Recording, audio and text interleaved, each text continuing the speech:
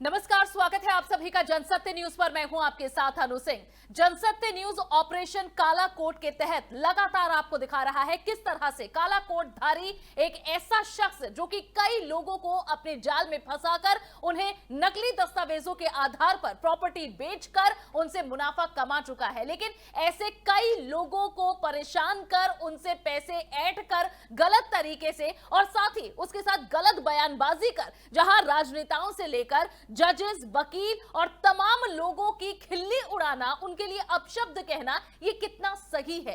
हम बात कर रहे हैं वकील सजल धमीजा की, जो कैद हुआ है जनसत्य न्यूज के कैमरों में। कई ऐसे सबूत हैं उसके खिलाफ, कई ऐसे प्रमाण हैं जो लगातार हम अपने ऑपरेशन काला कोट के तहत आपको दिखा रहे हैं। और इससे पहले भी ऑपरेशन काला कोट के तहत हमने एक बड़े पैनल के साथ एक बड़ा डिस्कशन रखा, जिसमें हर एक पहलू पर, हर एक एंगल पर बात की गई, सवाल पूछे गए संबंधित उस विभाग के लोगों से और यह समझने की कोशिश की कि आखिर कैसे ऐसे जालसाज वकील जो अपने आप को काला कोट पहनकर न्याय के मंदिर में पहुंचकर लोगों को न्याय दिलाने की बात करते हैं, लेकिन ऐसे कई लोगों के साथ अन्याय कर चुका है ये काला कोटधारी सजल धमीजा। आखिर कैसे ये लोग अभी भी मौजूद हैं न्यायालय के अंदर, कैसे अपनी वकालत को आगे कर पाएंगे और ऐसे लोगों पर क्या कार्रवाई होनी चाहिए। लेकिन लीगल पहलू इसके क्या है? जो शख्स नेताओं को भद्दी भद्दी गालियां देता है, जो शख्स ये दावा करता है कि उसने कई जजों को जूतों से मारा है,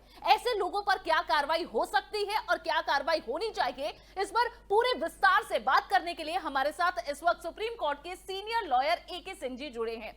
ए.के. सिंह जी, आपका बहुत बहुत स्वागत है जनसत्य न्यूज पर।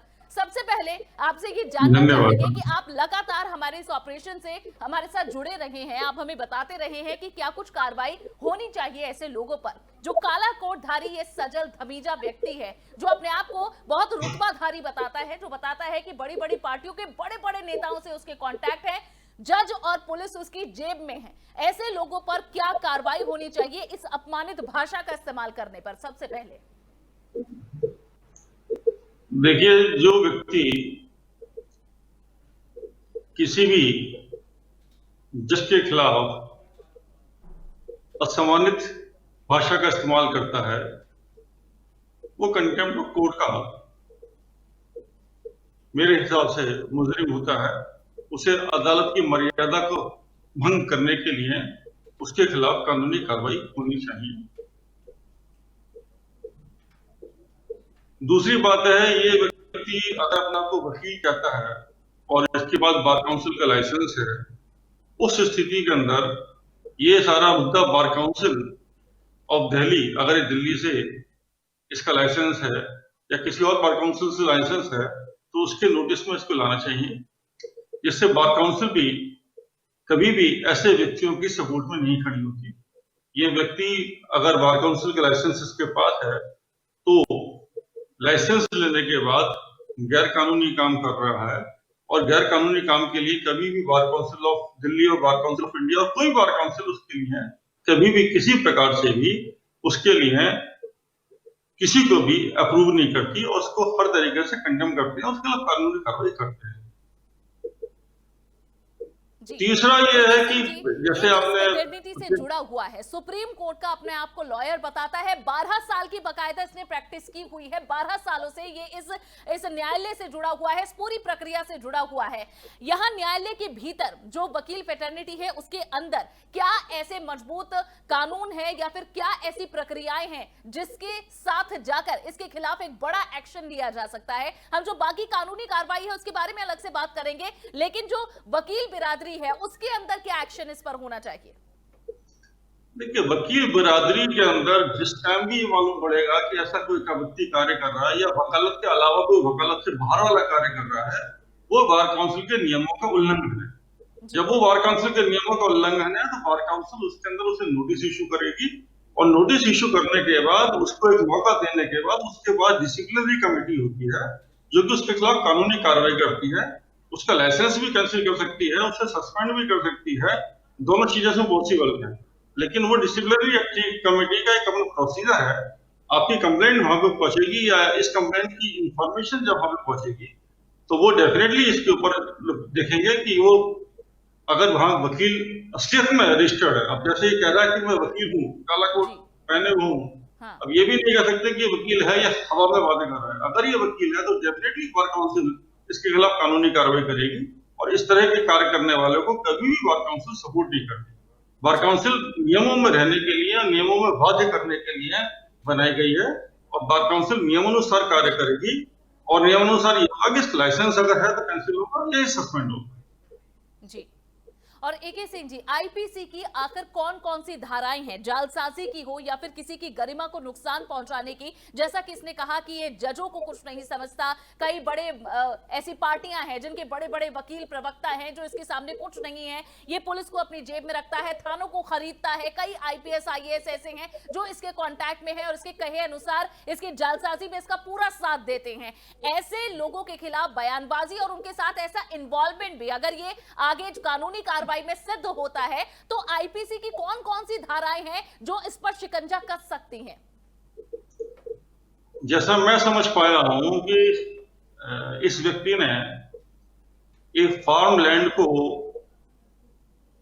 किराए पे लेने के बाद उसे बेचने की कोशिश करी जाली कागजात के बेसिस के ऊपर।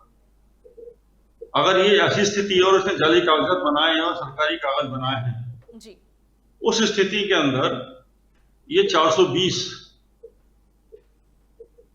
का मुलजिम है। 420 इसने करी है, 420 आईपीसी। 467 में भी इसके खिलाफ कार्रवाई हो सकती है जो इसमें फुटेज ऑफ वैल्यूएबल सिक्योरिटी है, इसने डॉक्यूमेंट को फोर्ज करा है।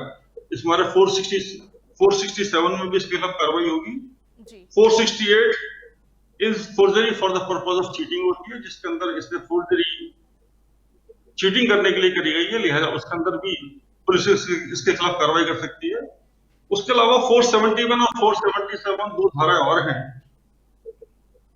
जिसमें using the full document as genuine और fraudulently cancelling a document, destruction of a document और मेकिंग ऑफ ए डॉक्यूमेंट, वो सब उसके अंदर आता है।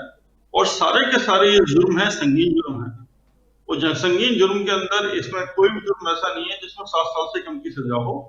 सजा इसमें कुछ जुर्म ऐसे भी हैं जो 10 साल तक की हो सकती है जी। तो सारे के सारे जुर्म ऐसे हैं जिसमें पुलिस संज्ञान ले सकती है और संज्ञान लेने के लिए पुलिस को कोई जरूरत नहीं है कि आपकी कोई लिखित रिपोर्ट जा रही है, ओरल इंफॉर्मेशन के बेसिस के ऊपर पुलिस संज्ञान ले सकती है, एफआईआर रजिस्टर कर सकती है और उसके अलावा उसके खिलाफ कानूनी कार्रवाई स्टार्ट हो सकती है। जी।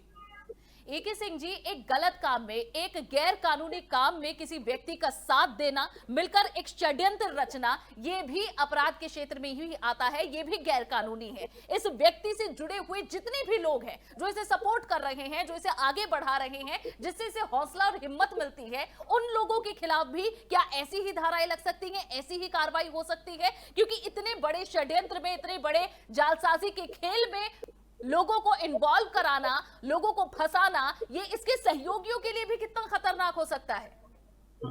मैं आपसे बिल्कुल सहमत हूं। इतना बड़ा काम कोई व्यक्ति जो इतने बड़ी बड़ी बातें कर रहा है, ऊंची बातें कर रहा है, वो तब तक नहीं कर सकता जब तक कि कोई ना कोई उसका सहयोगी ना हो। और अगर ये प्रॉपर्टी से रिलेटेड इश्यू है और रेवेन्यू लैंड से रिलेटेड इश्यू है तो जरूरी है कि कहीं ना कहीं रेवेन्यू अधिकारी इसके अंदर इन्वॉल्व होंगे जी। किसी भी डॉक्यूमेंट को बनाने के लिए उसकी कॉपी की जरूरत पड़ती है, वो कहीं ना पटवारी से या तहसीलदार से कहीं ना कहीं इसने ली होगी। उसके बेसिस पे अगर ये डॉक्यूमेंट इसने बनाए हैं, जाली बनाए हैं, तो रेवेन्यू अधिकारियों का इन्वॉल्व होना भी बहुत जरूरी है। जब इतना बड़ा रैकेट चलता है और जैसे ये कहता है कि पुलिस वाले जानते हैं, से पुलिस वाले जी जानकारी में है या अधिकारी जानकारी के अंदर है, तो हो सकता है कि कुछ पुलिस वालों से भी इसका आपस में संबंध रहे हो, क्योंकि हर डिपार्टमेंट में कुछ व्यक्ति अच्छे होते हैं, ईमानदार होते हैं और ज्यादातर अच्छे और ईमानदार होते हैं, लेकिन कुछ ना कुछ ब्लैक शीप भी होते हैं। उन ब्लैक शीप का इस तरह के व्यक्तियों को सपोर्ट करने के बारे में दो राय नहीं है कि ऐसे व्यक्ति इनको मिल ही जाते हैं। हर तरह के व्यक्तियों को हर तरह का दोस्त मिल जाता है। वो सारे के सारे जो भी इसमें इन्वॉल्व होंगे वो 420 के साथ साथ 120 भी कॉन्स्पिरेसी के अंदर इन्वॉल्व होंगे और कॉन्स्पिरेसी में उनकी भी सजाएं वही होंगी जो सजा इसको होगी। लेकिन उसके लिए पुलिस को इन्वेस्टिगेशन करना पड़ेगा। इन्वेस्टिगेशन के अंदर एविडेंस ढूंढनी पड़ेगी, कौन कौन उसके साथ था, किसने इसके साथ दिया, किसने प्रॉपर्टी को किराए पर लिया, कौन किराएदार बना, उसको किराएदारी किसने दिलवाई, क्या वो इन सब चीजों को जानता था, किसने उन डॉक्यूमेंट की से कॉपी प्रोवाइड करी, किसने वो डॉक्यूमेंट जाली बनाने की सहायता करी, किसने वो मोहरें लगवाई, वो सारे के सारे व्यक्ति जो इसमें मिले जुले थे। और साथ में अगर कोई किसी अधिकारी की इसको शरण मिली हुई है, कोई इसके उसके पीछे इसके कोई सहायता दे रहा है, हाँ तो वो भी इसमें जरूरी सजा पाएगा। जी अगर पुलिस निष्पक्ष होकर इन्वेस्टिगेशन जी। करेगी तो एके उसको सिंह जी, सबके आपने सब कहा जेल में कि होंगे। अधिकारियों के खिलाफ जो रेवेन्यू डिपार्टमेंट या फिर अथॉरिटी से जुड़े हुए जो लोग हैं उनके खिलाफ क्या कार्रवाई होनी चाहिए और होगी इस मामले में, वो आपने बताया। लेकिन जैसा कि हम पहले भी बताते रहे हैं कि कई पुलिस अधिकारी हैं, कई आईपीएस अधिकारी हैं जो इसके साथ मिले हुए हैं, फर्जी कंप्लेंट के आधार पर मीडिया को भी डराने की कोशिश कर रहे हैं। ऐसे लोगों पर क्या कार्रवाई होगी? देखिए, पुलिस अधिकारी अगर कोई फर्जी रिपोर्ट के बेसिस पे मीडिया को डराने की कोशिश कर रहा है, तो पहली बात तो ये है कि ये सारे की सारी बड़ी टेम्परेरी चीज होता है। ये कोई न डरने की जरूरत है मीडिया को। मीडिया को अपना काम ईमानदारी से निष्पक्ष होकर करने की जरूरत है, और वो मीडिया आराम से कर रहा है, निष्पक्ष होकर कर रहा है। अगर कोई ऐसा अधिकारी कर रहा है तो आप उसकी शिकायत कुछ लेवल पे लेके जाइएगा। अगर वो उसमें इन्वॉल्व है जी तो पुलिस के पास, कुछ अधिकारियों के पास पूरी पावर है, पूरी उनके पास एक्शन लेने का अधिकार है। वो उसके खिलाफ डिपार्टमेंटल एक्शन भी लेंगे, जो पुलिस एक्ट के अंदर लिया जाता है। उसे सस्पेंड भी कर सकते हैं, उसे टर्मिनेट भी कर सकते हैं, उसके खिलाफ डिपार्टमेंटल इंक्वायरी करके उनको डिमोट भी कर सकते हैं अगर वो प्रमोट होकर गया हुआ है।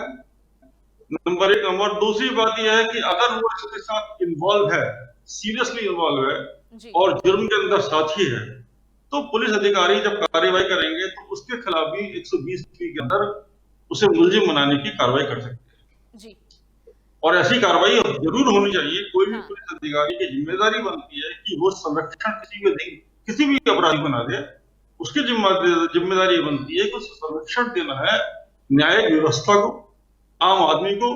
और जो आदमी इस व्यवस्था का मारा हुआ है, जिसे दुख है, जो तकलीफ के अंदर है, उसको संरक्षण दे, ना कि किसी अपराधी को संरक्षण बिल्कुल। दे।